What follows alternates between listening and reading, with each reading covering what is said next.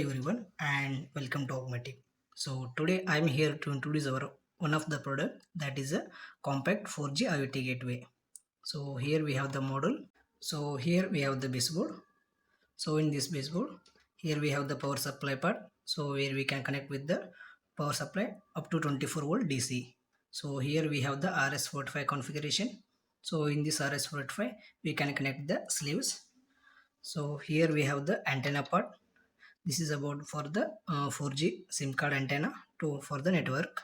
So here we have the SD card and here we have the SIM slot. So here we have the LED indications. The first one which indicates the power supply, the second LED which indicates the network, and the third LED which indicates the cloud connections, and the next three LED which indicates the RS485 configurations. So whenever the slave has connected properly with the RS485, so the polling LED will start blinking. So in the next step, we will get to know how to configure the gateway. So here the device is connected properly. So I have provided the 24 volt DC. So here I have connected with the one sleeve, and here I have provided the antenna for the network. So here I have inserted the SD card and the SIM slot. So here this is the default IP, that is a 192.168.1.100/CPP1.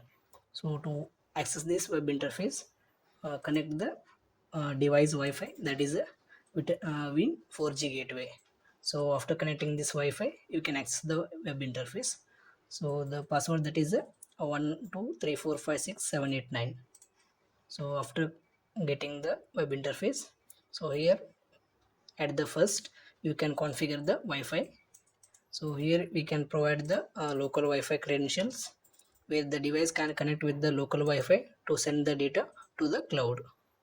So here I have provided the local Wi-Fi addresses, and here at the serial port. So in this, here we have the data frequency. So as per the minute you can mention, so to get the slave data at the cloud for the every 1 minute. So here the SD card upload time. So for the upload time it will be multiplied by hour. So for the every 1 hour it will upload the data to the cloud.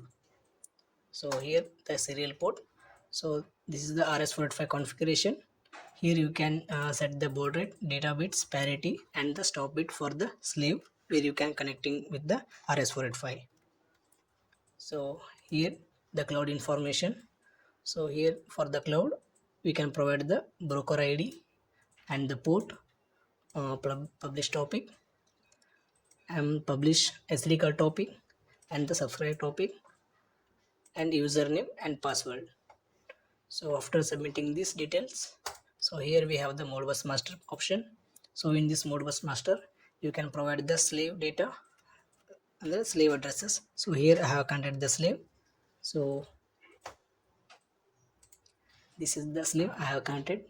So here I have the slave information, that is a slave ID 1, function code, that is a 3, starting address, that is 1, and the quantity, that is a 20. So I will mention this information in the master Modbus. So here I have provided the details, and in the next step here we have the Modbus data. So here you can check the where the slave data is getting properly or not. Just submit and get the data. Here it will update the data just once. It will not give the live data. So for the live data you will get in the cloud. So here we have the logical operation. So for example, you need to set the offset for the particular slave. So mention the slave ID and what the arithmetic operation you need to set. For example, you need to add the offset value, or you need to subtract the offset value, or you need to multiply, or you need to divide. So here mention the register addresses, like which register you need to add the offset value. For example, 1, and what the offset value you need to add, and after that submit the details. So once you submit, you will get the all as the configuration in the cloud. So to get the data in the cloud, connect the local Wi-Fi you have provided.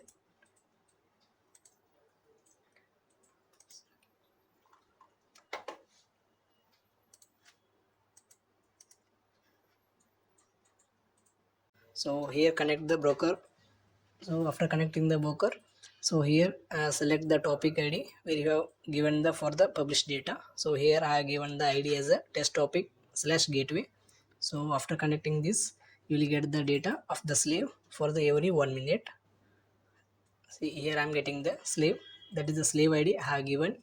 So this is the slave address, and here this is the timestamp. So starting register I have given as a 1, and the last chunk that is a true. That shows the all register I am getting the data proper. So that means we have submitted the mentioned registers in the web interface. For that slave I am getting the full register data, so it shows the true. If we were getting the false, that means the all register not reading properly. So if there is no network, then on time the device will store the data in the SD card for the selected polling time. After this, whenever you will get the data, it will submit the data to the cloud. So here for the RS485, where we can connect up to 15 slaves, and for each slave where we can provide up to 200 registers.